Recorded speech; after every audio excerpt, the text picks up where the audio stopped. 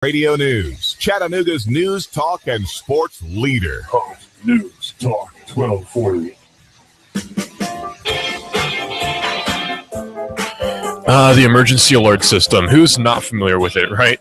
Especially if you grew up in the 60s and 70s, although it may have been called the EBS at that time, the Emergency Broadcast System. The emergency alert system is something that sort of struck fear into the hearts of men for a very long time. I remember staying up late at night when I was younger, listening to actually Coast to Coast AM, which is now on our radio station, and I would stay up way later than I should have listening to Coast to Coast, and at a certain point on this particular radio station, not ours, there would be the emergency alert system, which is this screeching sound that comes up, and it's actually two tones oscillated, if I'm remembering correctly, and it comes up and it's, this is a test of the emergency alert system, all that stuff. So the emergency alert system is not something to be trifled with, especially if you are in radio. Now, putting a video up of the emergency alert system on, say, YouTube, for example, is totally fine because YouTube is not forced to be in compliance with the EES like we are. You see, on our radio station, we are serving the Soddy-Daisy, Chattanooga, and Hickson area, so we are a EIS outlet. That's the emergency alert system. So why am I talking about the emergency alert system? Well, it's a system that's set in place by the, I can't remember exactly, I think it's Homeland Security now, but it was a different department back in the day. It's partially governed by the FCC, and it's usually put in place, it's brought into effect by order of the president, and it's also brought into effect in case there's child abduction or severe weather. They'll bring that up as well. So NOAA has authority to activate it as well, as far as I know. Well, companies keep getting fined for playing fake ones, and that's sort of a problem. You see, if you're on the radio and you're playing EAS tones when there's not an emergency alert, that's kind of a problem, or if you're not doing a test. Now, you can rest assured here on Hot News Talk Radio, we would never play with you in that way. We actually know what we're doing here at Hot News Talk Radio. And so we would never play an emergency alert tone unless it needed to be played or unless there was a test, which we have to do by regulation. So a multi-state cascade, according to Ars Technica, of false emergency alerts has netted $1 million of fines for different communications outlets. And The Verge also has a story about this. And companies keep getting fined for playing fake emergency alert tones. Now, it's kind of funny, actually, which companies are being fined for them, because I'm actually familiar with a lot of them. I've had dealings with them before working in radio. The FCC is now finding yet another broadcaster for playing the emergency alert system tone when it should not have. The latest fine today is for $1 million for iHeart Communications, which played the tone during an October broadcast of the Bobby Bones Show, which is a major country music show. This is the fifth action over the misuse of the alert system in just 6 months, suggesting that the commission is actually pretty serious about preventing its misuse. In particular, it's concerned that people will start to ignore the tone if they believe that it's used in false circumstances, which could lead to potential safety issues when it's actually issuing a warning. iHeart Communications has agreed to pay the fine. Of course, we can assume that this was an accident, and I really don't fault them for it, right? I mean, this is not like, boy, look at how bad they are. Mistakes happen. Trust me. Mistakes happen all the time. There are technical glitches. I'm not faulting the company for this. I'm sure it was an accident. But it is something to be taken seriously, the emergency alert system, because it's really not something to be trifled with. As with prior incidents, this one is appropriately ridiculous. According to the FCC, Bones was complaining about how a cable network he was watching had interrupted a critical moment in the World Series in order to play an emergency alert test. He then proceeded to play a clip of that emergency alert sound, but unfortunately he played a version of the emergency alert tone that's actually meant to set off a cascade of emergency alert interruptions on radio, TV, and satellite providers, which monitor for that tone. So what he did was he played that tone and really shouldn't have. You see, if we were using a sound clip on here of an emergency alert tone, I would make sure that we don't use the actual emergency alert tone. I'd replace it with a simple, 60 hertz sine wave or something like that. Just, this is the emergency alert tone, but it's not really, sort of deal. Because we all know what it sounds like. Well, it's meant to set off this cascade, because if they get it, then we get it, and somebody else gets it, and all sorts of bad things can happen. Well, previous misuses of the emergency alert tone include an advertisement for Conan and an advertisement for the movie Olympus Has Fallen, which is about a terrorist attack on the White House. In those cases, TBS was fined $25,000, and Viacom and ESPN were fined a total of $1.4 million. It's sort of a sort of crying wolf to use the EAS tone in that manner. Now, again, I'm not saying this is the most heinous crime that's ever been committed. It's an honest mistake. Somebody didn't do their research on which tones to play. Again, it's not a huge deal, but it is a problem, right? Like, I'm not somebody who's going to bite your head off for it, but it's certainly a kind of a big deal when we're talking about millions of dollars of fines, and we definitely want to avoid that. But the EAS tone, I'm sure you're familiar with it. You've heard it on everything. I can't play it for I can't play it for you, but we all know what it sounds like. So it's kind of a big deal when people use that in their movies. Now, there are exceptions. Obviously, if you're using the emergency alert tone in your movie for dramatic effect, I can understand that. But please don't put it in the trailer for your film, and don't put it in the TV broadcast version of your film, because that can actually seriously cause problems that will cost people quite a lot of money. So I'm sure it's quite honest mistake that occurred. He didn't know that this would actually cause a problem. Probably didn't run it by his tech guys, who could have told him, don't play the tone because that can cause us some problems. So it's an honest mistake, but it's a rather costly one. So if any of you, if you happen to be somebody who's in a position where you are somehow allowed to play the emergency broadcast tone for, say, a movie or a TV show or what have you, make sure it's not the actual one, because there are several versions. There's one that's meant to set off a cascade, then there's one that's the test, and then there's another one that is totally fake and doesn't do anything at all. And that's the one that they usually use in movies. So we hear it a lot at my house on cable TV. They'll play it when there's a child abduction thing, and they'll play it when there's a weather emergency as well. So in those events, we would play them here as well, but it would be real. So if you ever hear the emergency alert tone here on Hot News Talk Radio, I can assure you that it is real. Well, this is AM 1240 Hot News Talk Radio. We are everywhere. You can listen live to Hot News Talk Radio at hotnewstalkradio.com. You can download the TuneIn Radio app and search for Hot News Talk Radio. Hot News Talk Radio is on Twitter, where you report, the world decides. It's AM 1240 Hot News Talk Radio. You can save half off now. Go to hotnewstalkradio.com, click on the half off link for great deals. Hot News Talk Radio saves you money. That's AM 1240 Hot News Talk Radio. We also have quite a lot of good programming here on Hot News Talk Radio. We have Imus in the morning. We have Laura Ingram. We have Real Estate University on Tuesdays, where Eric and John talk about the real estate and real estate investment markets. That's local to us. Digital Drive is my show, what you're listening to right now. We talk about technology and quite a bit more. Nuganomics.com, David Toulis, he talks about local economy and free market from his own very Nuga-centric position, which is one that we all are very much in favor of here on Hot News Talk Radio. After him is Sean Hannity. He's been interviewing a lot of presidential candidates. He's not quite decided on who he's going to vote for. I have, because I'm not, but Hannity has not decided on who he's going to vote for. At least that's what he claims, and I actually tend to believe him, oddly enough. And we also have Hot News Now, which is the show we talk about the local news, the regional news, and the national news, and the weather, and the traffic, all in one show right here on Hot News Talk Radio. Immediately following that, we have the wonderful show Cowboy Up with Tex, where he cowboys up and he asks other politicians to do just that, which is to actually take responsibility for your actions and to do the right thing, which is to say, to cowboy up.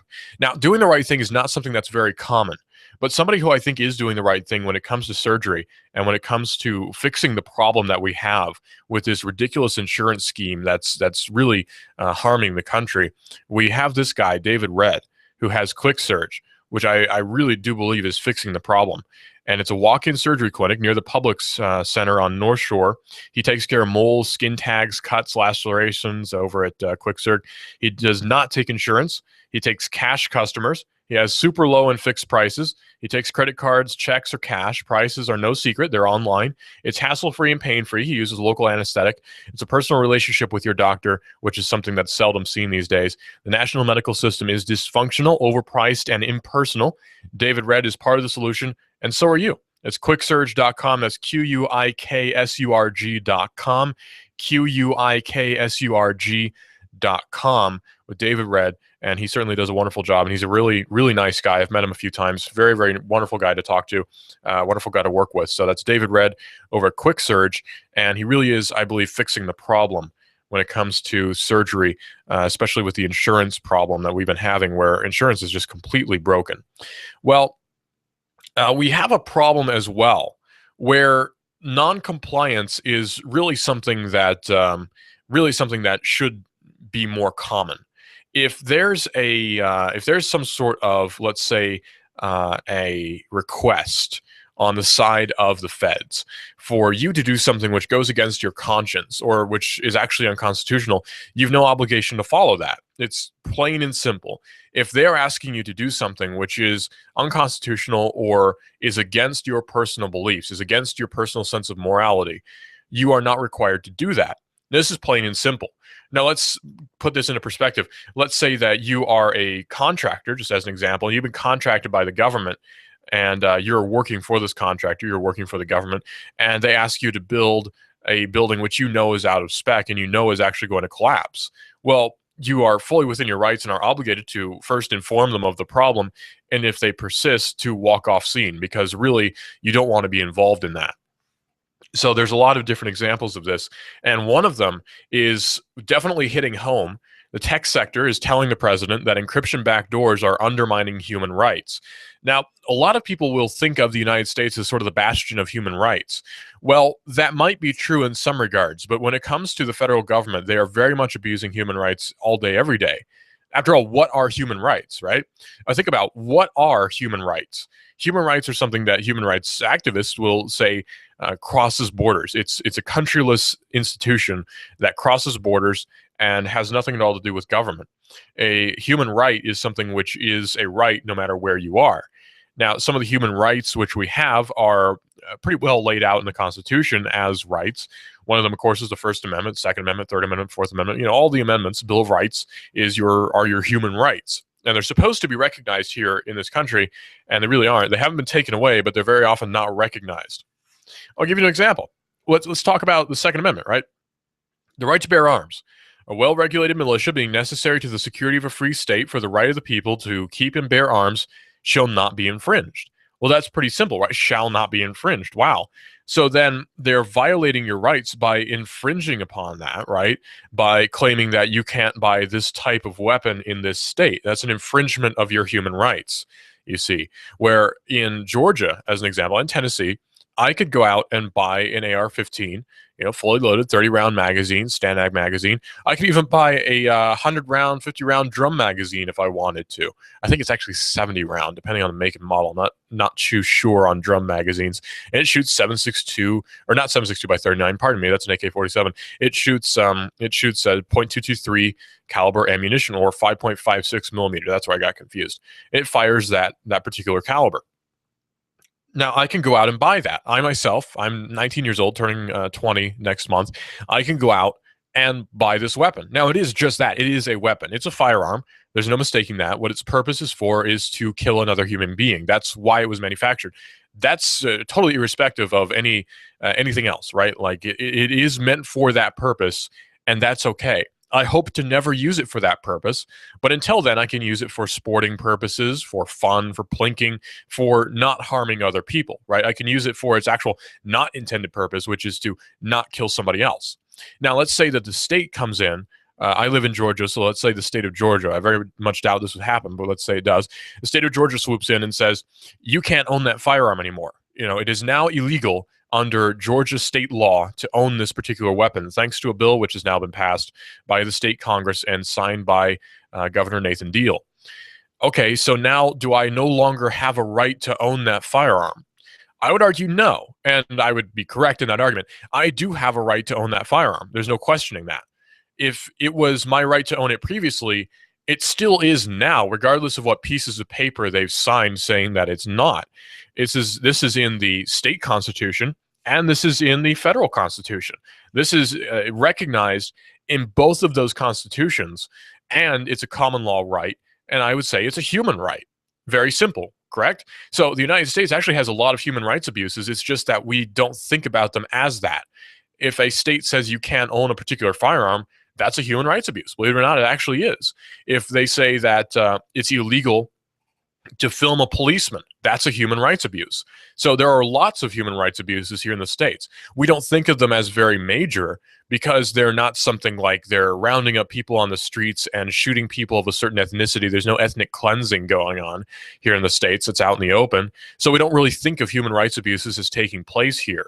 But they definitely do. And this is the precursor to those sorts of events. Now, do I think that ethnic cleansing is going to happen on the streets of America? Probably not.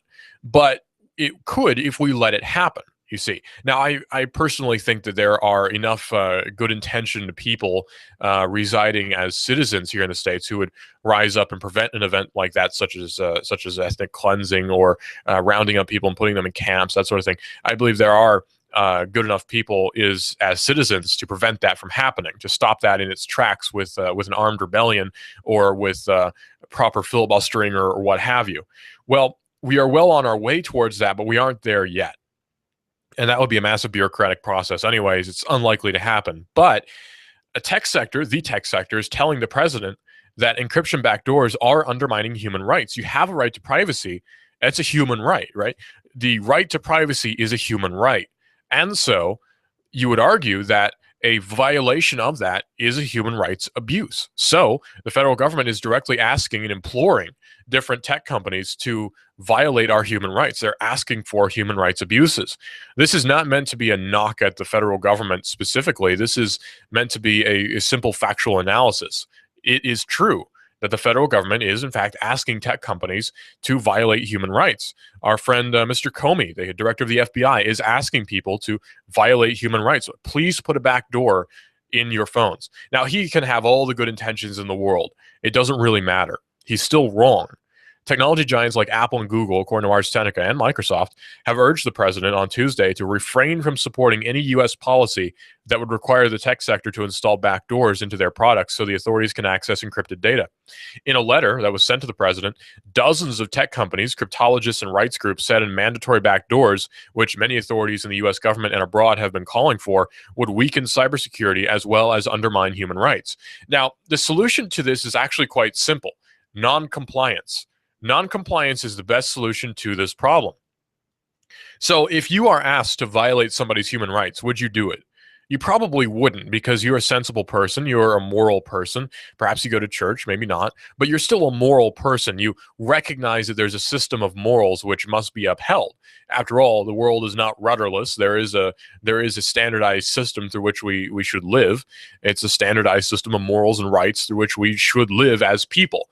It's pretty simple. Abuses of human rights are not good, they're not right, and they're never right. So how then could you justify the FBI asking for this? Well, they would say that it's in order to protect your security. It's in order to protect you. Well, I don't particularly want the FBI's protection because they're not very good at it. And secondly, I don't trust them. But more than that, their protection in this form is actually an abuse of my rights. So they're asking me to sacrifice my liberty in exchange for their provided security. They want a monopoly on cybersecurity. And unfortunately for them, the monopoly on cybersecurity is actually quite well owned by various companies. So it's not really a monopoly. But the federal government wants you to be dependent on them, right? They want you to be dependent on the FBI and look to them as the greatest source of cybersecurity. So you really can't go wrong with going with the FBI, right? That would be the argument.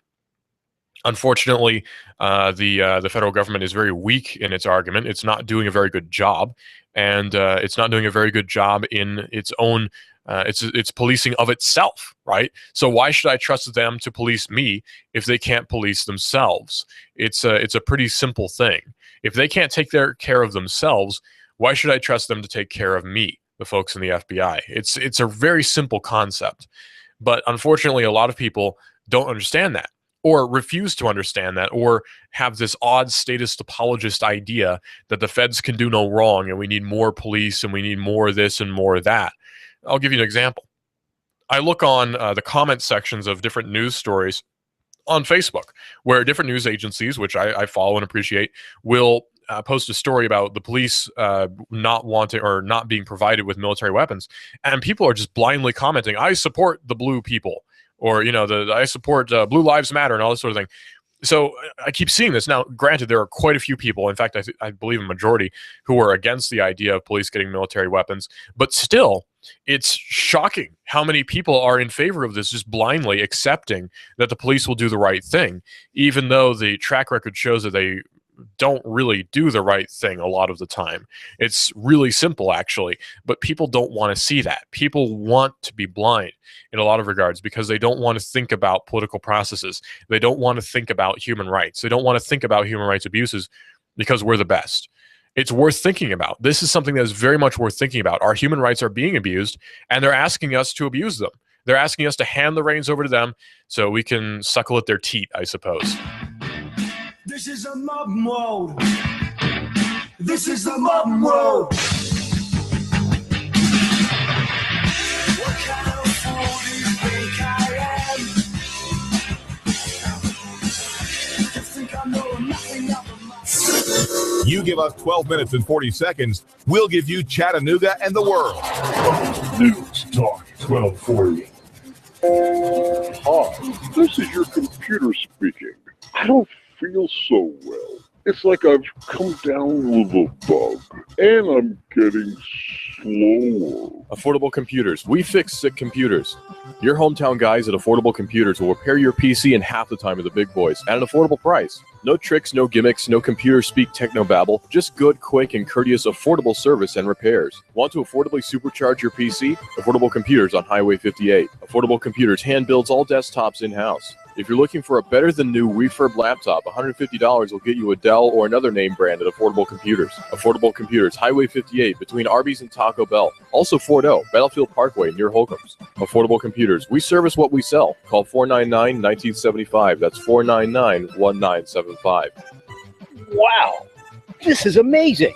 I'm feeling great. Supercharged. Do you feel better outside your home or business than in? Indoor air quality is important. Mildew, mold, smoke, water, and rodent damage are prime causes of poor indoor air quality.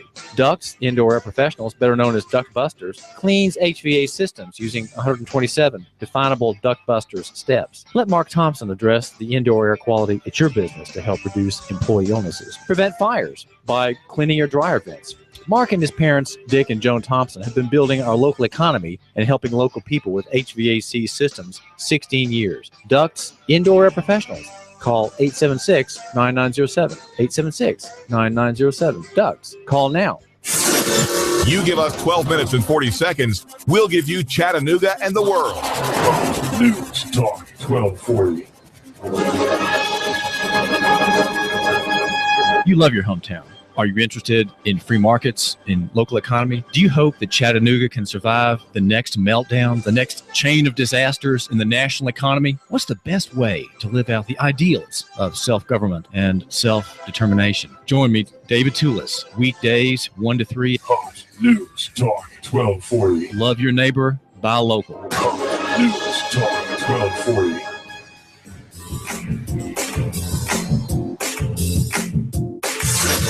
You give us 12 minutes and 40 seconds, we'll give you Chattanooga and the world. Fox News Radio, I'm Lillian Wu. We're learning more about the mastermind behind the 9/11 attacks as intelligence officials release more than 100 documents taken from an Osama bin Laden compound. The declassified documents are among thousands of files found by Navy SEALs in bin Laden's hideout in Pakistan. According to a CIA translation, bin Laden was concerned about drone strikes taking out senior leaders and advised his al-Qaeda associates against communicating by email. Fox Radio's John Decker, 5 major banks, including Citicorp and J.P. Morgan Chase, pleading guilty to felony charges for trying to manipulate foreign exchange rates, fined billions. As part of the plea deal, the banks have agreed to pay criminal fines. They'll also serve a 3-year period of corporate probation. The Justice Department hasn't ruled out prosecuting individuals in the case. Fox Radio's Rachel Sutherland, and the Air Force launching an unmanned mini shuttle into orbit. Fox News, we report, you decide. When I think about the crisis that's awaiting the national economy, I often think about what the solution is, and it's a simple matter to me. I know what the solution is. It's local economy. That's the best way to solve the problem, is to completely ignore this vast system that we have of of a local economy, or rather national economy, pardon me. Local economy is a good one, of national economy, where people are so detached from their communities because they're so connected to the vast national economy system. They're trading in the global stock markets. They're trading in the New York Stock Exchange, when really that's not where the solution lies. And yeah, you can make money at that, but that's so short term. We're talking about establishing yourself.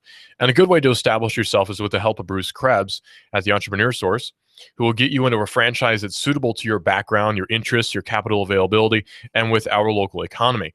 As the Entrepreneur Source, you can call Bruce Krebs at 875-5621. It's Bruce Krebs at the Entrepreneur Source at 875-5621. So definitely check that out if you're interested in getting into a franchise that could help you get into local economy and away from the national economy, the national sector, where we keep seeing all these massive problems. And a lot of people have lost a lot of money locally as well when it comes to the stock market crashes and such. But this is perhaps because they're invested too heavily in national economy. Certainly, I've experienced that firsthand. The housing market crashed. My parents lost a lot of money. But it's not put us under. We're still here. We're still prospering. We're still playing in the local economy. We're still able to buy from local buyers, and we're certainly grateful that they exist. So supporting our local economy is a much better solution than supporting the national chains, which are so fickle. They can easily go bankrupt. Well, rhetoric is flying quite heavily. Imagine the rhetoric of the two sides of the argument are like the battle at Helm's Deep. Yeah, the people who are holding the keep, right? They're holding Helm's Deep against the attackers against personal liberties, and they're shooting their arrows towards them, but it's a lost cause for those who are the enemies of liberty. Well, that's how it seems. There's this argument in Congress, and I really think that both sides are actually kind of outside and they're infighting, but there's been a very important part of our effort this has been a very important part of our effort, I should say, according to Ars Seneca, to defend the homeland since 9/11. We know that the terrorists overseas are trying to recruit people in our country to commit atrocities in our country. Those were the words of Senate Majority Leader Mitch McConnell. The GOP leader was rallying behind his legislation that would prevent the June 1st expiration of the phone metadata spying program that Edward Snowden exposed 2 years ago. Something that's interesting about this, though, is that if Edward Snowden had not revealed the phone metadata spying program, then we would not know about it. This would be a little, very small debate, if a debate at all, and this would just go right under the table, and it would be renewed, and we'd know nothing about it. So thank goodness for Edward Snowden letting us know about these things. And it's funny to me that Mitch McConnell is arguing this because he's actually arguing for something which is a crime. The phone metadata spying has been deemed to be illegal by the Federal Appeals Court, so he's actually arguing for something which is illegal. So could it be that Mitch McConnell will stick to his principles so stridently, so stringently, that he's willing to defy the law in order to continue his own personal cause, his own personal idea of what cybersecurity is, even though he probably doesn't understand it too much? I doubt the guy even checks his own email. So he's willing to stick to his morals. Well, I suppose it's good that we have somebody who's willing to stick to his principles, but his principles are very flawed. And unfortunately, he's the Senate Majority Leader as well, so that just makes things worse. McConnell's statement on Sunday on ABC's This Week comes after the House passed a measure known as the USA Freedom Act, supported by the president and his administration. The measure would dramatically revise the surveillance program, the first time following the 9/11 terror attacks that lawmakers have voted to reduce the surveillance state. But was McConnell exaggerating? Well, kind of. That's if you believe the Obama Commission Privacy and Civil Liberties Board. Last year, it concluded that the program did not help the nation's spies counter terrorism. Now, that's interesting to think about. Let's think about terrorist activities which have happened after 9/11. Okay, we had the underwear bomber who got onto the plane, right? We had the shoe bomber who got onto the plane. So those two people actually got to their destinations, and by the grace of God, they didn't detonate. So no amount of cyber spying helped that. Okay, so we had the Boston Marathon bombing, which again occurred, and I'm sure they used cell phones in order to communicate, and yet the NSA didn't seem to have helped, hasn't seemed to have helped anything at all in regards to that. It's a very uncomfortable topic, I know, and it's entirely disrespectful to invoke this without any sort of meaning, and I don't mean to do that, but it's such a waste. It's such a waste, this whole NSA spy bill. It's such a waste because it's all this money that's being dumped towards it that we're paying for, and it is violating our human rights. And we have people who were democratically elected in who are arguing for it, and there are people who will defend that. That's just astounding to me that people will actually argue and beg for their human rights to be violated. They're begging for it, saying that it's necessary. I don't understand that. That's just something that flies right over my head, that people would beg for their civil liberties to be violated in such a terrible way. I don't understand that. So we have this group of people who are apologists for this system and who are begging for it to be put back in place, and they're not making their argument very well. They're very poor at making their argument, because whenever they're asked about the side effects of it, they'll sort of shy away and say, well, it's necessary evil. Or if you ask about how much it's helped in recent days, they'll say, well, it's classified. So they can't offer results. If you're trying to push something, you have to offer results. Think about how advertising works. When I advertise a product, I have to show you that the thing works in the first place, be it word of mouth, be it in my advertisement, be it in a demonstration on the streets. Somehow I have to show you that this program works, or you're not going to buy it. You don't care about it. If there's a Kleenex that doesn't absorb anything and everything slides off of it, you're not going to buy it. It's pretty simple. It's an easy concept. If you're going to buy paper towels, you're going to buy the ones that look to be the most absorbent. And you know that there's results of these through trial and error. You've used them and now you know. You get those results. With the NSA spy program, we don't get any results from them. We don't know what's actually going on here. We can't tell. And people are arguing for that. This is something that blows my mind, that people would argue for this system. People want there to be NSA spying. Now, I don't think these people are in a majority. Thank goodness. I don't think they're in a majority. But it's just shocking to me how many people will argue for this. How many people are just begging on their knees, please take my rights away. Okay, there are certain prominent radio show hosts who I won't name, because I'm not a mudslinger. I'm not a muckraker. I don't want to get anybody in trouble, right? But I won't mention their names. But if you look it up on YouTube, it's pretty easy to know.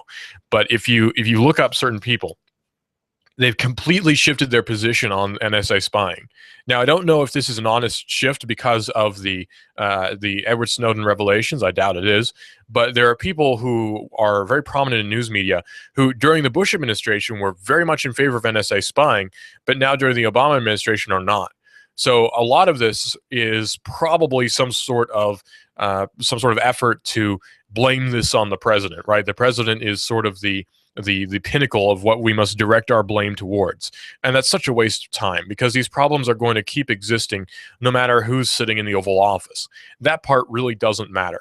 The system started, and didn't even really start, under the Bush administration. Under the Patriot Act, it was authorized. That's where we got Homeland Security and a lot of different abuses. But these things are going to continue to exist all throughout the administrations of all the different presidents who we're going to have after this one. This is not something you can blame one person for. It's ridiculous to try and blame one person or blame one party or whatever, because it's not that. It's not the party system. It's not the person who's in office. It's the agencies. The agencies are what really runs the show. So you keep having these agencies that are put in place, and nobody questions them really to any meaningful extent, because they'll say that they're a necessary evil. We talk about the Department of Homeland Security, which commits all sorts of different abuses every day. And you say, well, maybe we should get rid of the Department of Homeland Security. And people will balk at that idea. But we need our Homeland Security. What about our borders? You see, people will balk at that idea. If we talk about an end to drone strikes because it's a human rights abuse, people will say, we need our drone strikes. Who's going to blow up people overseas? And they get all frustrated about that idea. So people are not willing for there to be change. And that's another part of the very big problem that we have, is that people are either not informed or they don't care to be informed. They're either willfully uninformed, or they're uninformed just by lack of education on the side of the educational institutions, which don't actually teach much of anything that's meaningful other than how to do algebra, which I suppose is pretty meaningful, but really doesn't have anything to do with U.S. history. Well, based on the information that was provided to the board, which is the Civil Liberties Board, which the president's put in place, we have not identified a single instance involving a threat to the United States in which the telephone records program made a concrete difference in the outcome of counterterrorism and investigation, the board concluded. Moreover, we are aware of no instance in which the program directly contributed to the discovery of a previously unknown terrorist plot or disruption of a terrorist attack. Whatever the truth may be, a survey released on Monday of 1,001 likely voters suggested that 60% of Americans want surveillance reform, while 34% want to preserve the status quo. It's shocking to me, though, that there is that 34% who still want there to be a surveillance program. that shocks and astounds me that people will come to the defense of that. We're talking about something which is a blatant, very blatant, direct disregard for your rights, our rights as people, as human beings existing on planet Earth. It's a direct abuse of our rights, and yet people will defend that and defend the people who uphold that, saying, well, they're just doing their job. They're just doing what they should do. Another shocking thing to me is that people who are involved in this system aren't trying to actively tear it down. So that itself indicates that there's a group of people who are working in these programs who are aware of what's going on fully and are unwilling to stop it from happening. There has only been one prominent example, of course, being Edward Snowden, and it's shocking to me that there aren't any more. A Senate vote on the House's USA Freedom Act, meanwhile, could come later this week if McConnell allows it to the floor. McConnell wants lawmakers to approve his bill that would allow the program to continue unabated, as is until the year 2020, and as the deadline looms, he'll settle for a 2-month extension of the spying program to buy time to work out a deal. He says, I don't want us to go dark, in effect, and I'm afraid that the House-passed bill will basically be the end of the program and will not be able to have yet another tool that we need to combat this terrorist threat from overseas, the Kentucky lawmaker said. So despite the fact that, according to this board, there's not been one usage that has actually stopped any sort of terrorist activity, it's still a necessary tool to stop terrorist activity. So despite the fact that it has done no good, we still need it to do good. It's very contradictory. It's directly contradictory, and it's even funnier to me that it's so contradictory to facts which are readily available to anyone who uses the internet. This person is willing to deny facts that are readily available on the internet. It's really funny to me. That's like if somebody came out and said, well, the sky is not blue. You know, the sky is actually not blue. It's actually green. Well, that's not true. I can look out the sky right now. It's a beautiful day here in Chattanooga, and it's a blue sky. And yet this guy will come out and say the sky is green, and it needs to be green. And we're going to pass a bill that requires all curriculum to say that the sky is green. And over time, people will start to believe that. And that's brainwashing, of course, but it's, they would say, a necessary evil. Some lawmakers, like the Oregon Senator Ron Wyden, a Democrat from Oregon, and Senator Rand Paul, a Republican from Kentucky, the same state as Mitch McConnell, said they might filibuster a vote to extend Section 215 of the Patriot, the law in question. This Patriot Act, of course.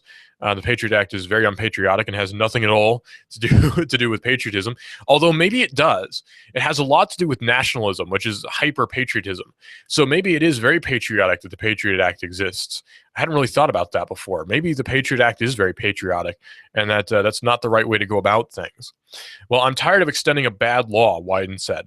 If they come back with that effort to basically extend this for a short term without major reforms like ending the collection of phone records, I do intend to filibuster. Still, even the reform measure that Wyden and Paul support is giving privacy advocates pause. See, even the USA Freedom Act isn't really just that. It's not quite the USA Freedom Act because it's not really doing much of anything. Under the USA Freedom Act, instead of the NSA collecting and housing the metadata from every phone call made to and from the United States, that same data would remain with the phone companies, which could then get obtained by the NSA with a subpoena. So they'd have to get clearance from the Federal Intelligence Surveillance Court before requiring the telecoms hand over metadata based on an NSA search query. Still, the FISA courts seem all too happy to allow the NSA to do whatever they want. After all, consider that Dianne Feinstein is on the FISA court, and she's obviously not really the most trustworthy person when it comes to human rights or constitutional liberties and all that sort of thing. She's really not the most trustworthy person when it comes to that. So I'm not sure why we should be trusting her to allow the NSA to be somehow reformed, because it's really seeming that they'll just let the NSA do whatever they want to do. The Fourth Amendment standard of probable cause is not a necessary element to demand data from the telcos. The government says it only queries the metadata if it has reasonable suspicion about a terrorism target. So this is a very lackluster bill that's supposed to be reformed, even though it's really not. It's an unfortunate event. It's incredibly unfortunate that there are people who will continue to argue for this. It's something that I just can't understand that people would argue for this. Do they argue for it because they are unaware? Could that be it? They're unaware of what all is involved in NSA surveillance. Well, In NSA surveillance, your metadata is seized, which is the location of your phone call, which is the duration of your phone call, and who that phone call was made to. Now, the common argument is that, well, if I've done nothing wrong, I have nothing to hide, and I don't care if they know about my phone surveillance, or I don't care if they know about my location and where I'm calling from, because I have nothing to hide. I've done nothing wrong. And people will constantly use that argument. Maybe if you don't break the law, you don't need to worry about the police shooting you, even though that's been oftentimes proven not to be the case. So if you've done nothing wrong, you don't really need to worry about the NSA spying on your phone, even though they are anyway. Or if you've done nothing wrong, then maybe you don't need to worry about the surveillance that's used in Baltimore with the drones. It's shocking to me how people will argue that. And we've even seen this in Baltimore, too, with drones being used to sweep up telephone communications and to spy on people for police to better target individuals. These drones are flown by the FBI. And yet people will argue for that as well, saying that the rioters have no civil liberties, even though they quite obviously do. After all, they are still Americans, and they still are governed by the Constitution, which gives them exactly the same rights as anybody else. So it's not really a thing that should be argued, and can be argued very well. It's yet another thing that doesn't make any sense to me. People will constantly use the argument, well, it's a necessary evil. It's a necessary evil. And I don't understand that either, because how can you say that something is evil is also necessary?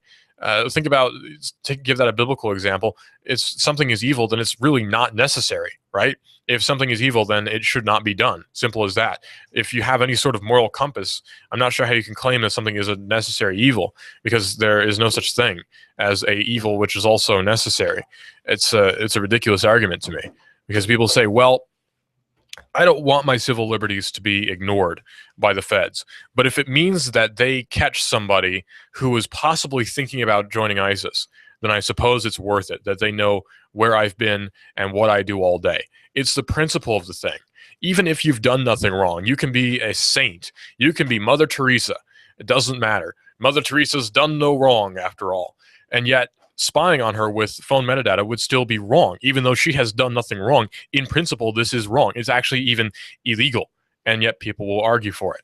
It's a silly turn of events that we have here. And fortunately for us, we can have a certain amount of faith in the idea that it's such a twisted and such a convoluted bureaucratic process that we can be reasonably assured that it's too unwieldy for much of any harm to be done with it in a broader scale, right? On a pinpoint scale. They're way too disorganized to do much of anything, fortunately. But it's still, in principle, an abuse of our human rights. And so many people just don't understand that. So many neocons and so many Tea Party patriots don't understand what human rights abuses actually are, and will actually argue for it. It's very odd to me. Well, the bill, the USA Freedom Act, the bill purports to ban certain acts under a narrow authority, but it doesn't ban those behaviors outright, nor does it increase meaningful oversight of the NSA. If there's one thing we know about the NSA, it's that it will stretch the law to its limits, said David Siegel, the executive director of Demand Progress. If this bill passes, the NSA will continue unaddressed and the surveillance programs and will secretly torture the English language to devise novel justifications for spying on Americans. We won't even know the details until a new whistleblower comes forward a decade or two from now. The back and forth banter comes amid the backdrop of a May 7th federal appeals court decision that the spying programs known exposed exceeds the scope of what Congress has authorized in the Patriot Act. Former NSA General Counsel Stuart Baker, however, has argued that the ruling by the Second U.S. Circuit Court of Appeals amounts to a 97-page law review article. The significance is close to zero, says Baker. So we can determine from this then that that because of this, Mr. Baker, who is the head of the NSA, has determined himself that the decision by the appeals court in the federal circuit doesn't really amount to anything. So we have somebody, and we have an actual review, and we have an actual decision, and they're going to ignore it because they don't deem it to be necessary. They don't deem it to be legal. So they get to deem what is legal and what is right, I suppose. Let's read that again. The back and forth banter comes amid the backdrop of a May 7th federal appeals court decision that the spying programs known and exposed exceeds the scope of what Congress has authorized in the Patriot Act. Even the Patriot Act doesn't authorize this. So the former NSA General Counsel Stuart Baker, however, argued that the ruling by the Second U.S. Circuit Court of Appeals amounts to a 97-page review article. Its significance is close to zero, Baker said. So he's arguing that even the federal appeals review is really not worth much of anything. The Second U.S. Circuit Court of Appeals is not really worth anything. So the system which he claims to be fighting for and upholding, which I don't even agree with very much, still he's supposed to be governed by his own rules, he's claiming is not really valid. He's not governed by these rules because he doesn't quite agree with them. So he's saying, I don't like it, so I'm not governed by it. That's not really rule of law there, which is what they're constantly arguing for, right? They say you have to go with the NSA spying because it's rule of law. Well, now that it's actually officially not rule of law, it doesn't really mean anything to him. So it's kind of funny how that works out. It's actually quite hypocritical when it comes right down to it. But that's okay, because now this is done for the greater good. It's a necessary evil, so it's okay, I suppose, is the argument. It's all okay. Well, it's not okay, and it's quite obviously an abuse of human rights.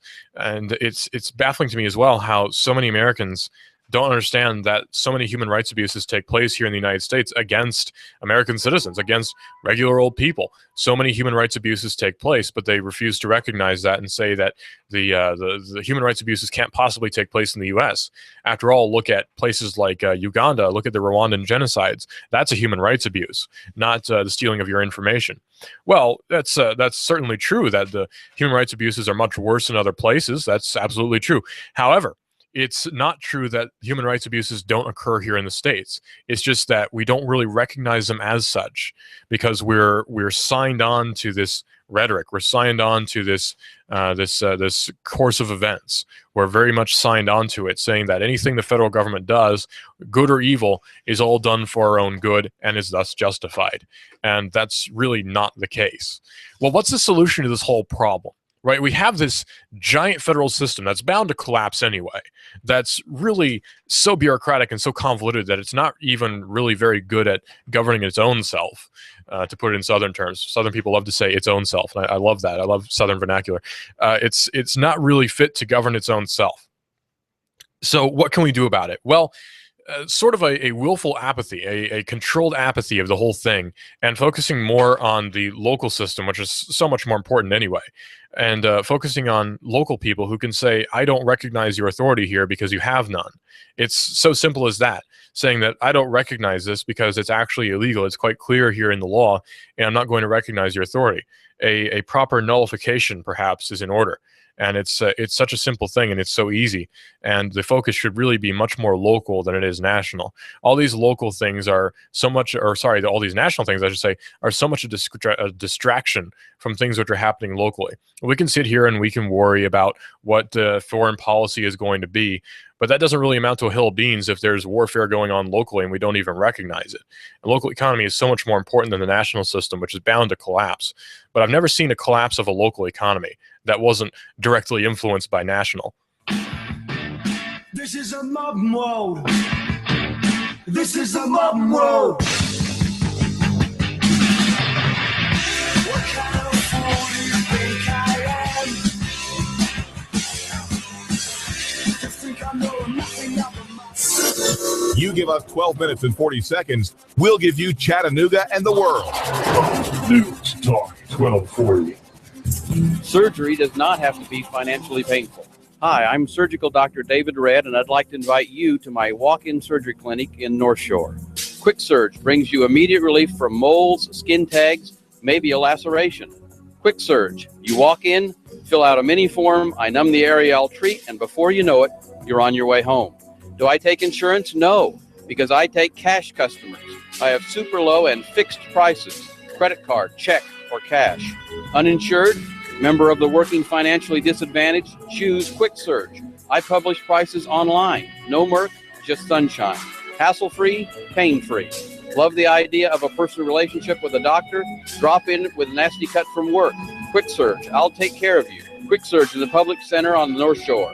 No insurance hassles with Quick Surge. The national medical system is dysfunctional, overpriced, very alienating. I'm part of the solution, and so are you. Come on home. QuickSurge.com. QUIKSURG.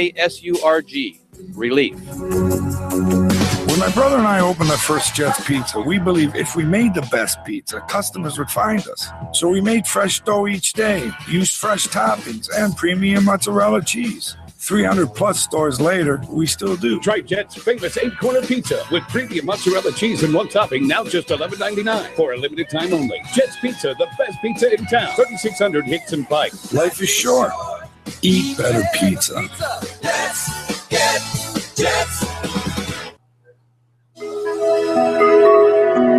You do not have to be living with constant pain. You need to make the choice today to enjoy a revitalized body. You deserve to live a better pain-free life. And Dr. Ross can help. At Ross Chiropractic, failure is not an option. For over 40 years, Dr. Ross, a graduate of the prestigious Palmer College of Chiropractic, prided himself in helping and healing. The Ross method of chiropractic care is unique in developing a treatment designed just for you. And Ross Chiropractic makes this promise to you. If he believes that he can't help relieve your pain, he will guide you to another health practitioner to assist you. Feel better now. You owe it to yourself. You really do. Call Dr. Ross now at 954-9591. That's 954-9591. And visit Dr. Ross at 7405 Shallowford Road, Suite 320. Ross Chiropractic, helping your body heal itself. Because when your spine's in line, you will feel fine.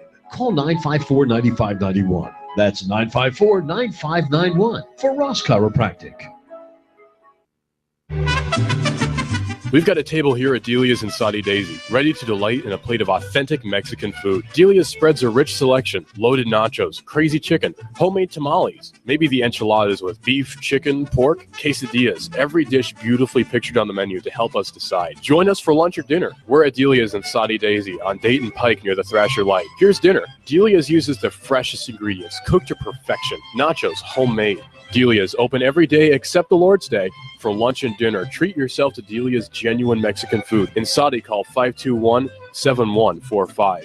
That's 521-7145. Are you tired of working in corporate America, or have you recently lost your job and would like to consider owning your own business? If you are, please call me, as I can help you look at franchises or business opportunities that fit you, the economy that we're in, and the type of businesses that are right in the greater Chattanooga area. After I help my clients find the right opportunity, I also help them find the best way to finance the business, including paying yourself through the startup phase. If you would like to learn more about opportunities that may be right for you, please call me for a free assessment. My name is Bruce Krebs at the Entrepreneur Source. Phone number is 423-875-5621. If you have the DTs, the shakes, because your phone is on the fritz, you have nomophobia. You need help. Your telecom doctor is in. Cell Surgeon at Northgate Mall. Cell Surgeon yanks open the ribcage of your phone, pries out the dead heart, and puts in the beating life that you lead on your cell phone. Broken screen, phone not charging, water damage, battery given out? Cell Surgeon at Northgate Mall next to Old Chicago Pizza. Check us out on Facebook. Open Sunday. Cell Surgeon. We bring your phone back to life. If the South would have won, we'd have had it made. I'd probably run for president of the Southern states. The day Elvis passed away would be our national holiday. If the South would have won, we'd have had it made. NASCAR, Laura Ingram, Dennis Miller, David Toulis, Coast to Coast AM, and CBS Radio News. Chattanooga's news, talk, and sports leader. News Talk 1240.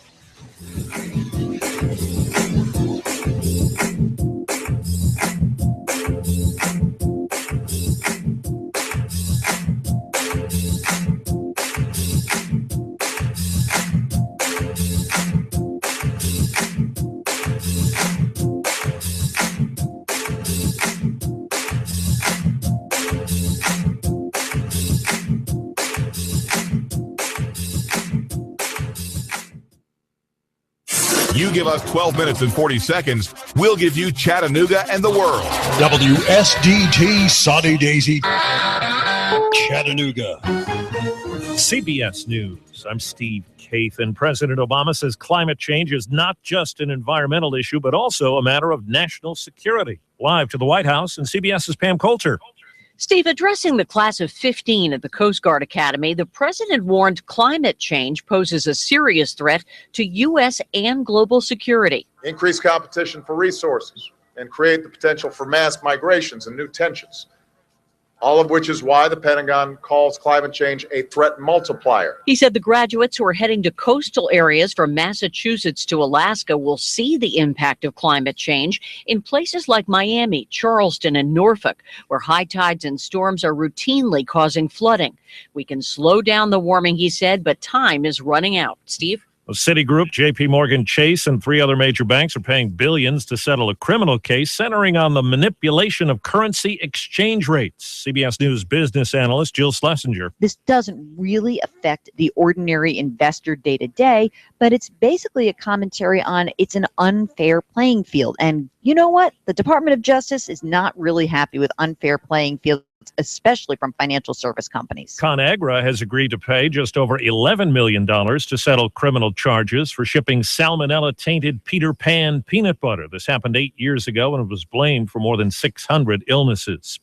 About 34 million vehicles are now on the recall list because of faulty Takata airbags. A lot to do for Charlie Vasallo, a Honda serviceman in Riverhead, New York, who says he hopes he can meet the demand for a fix. It's frustrating just knowing the customers are frustrated. On the grand scheme of things, it's not that big of a repair at all. There's a key archaeological discovery that is in a harsh part of the world. Here's CBS's Barry Bagnano. In Kenya, scientists have found stone tools apparently made 3.3 million years ago, long before our first direct human ancestors walked the earth. Columbia University geologist Chris Lepre says they're easily the world's oldest. We think they were used to bash things, and they were bashed together to produce sharp edges for cutting things. This discovery, reported in the journal Nature, shakes up conventional beliefs that smaller-brained primitive species couldn't create tools. Barry Bagnano, CBS News, Washington. We have RD-180 ignition.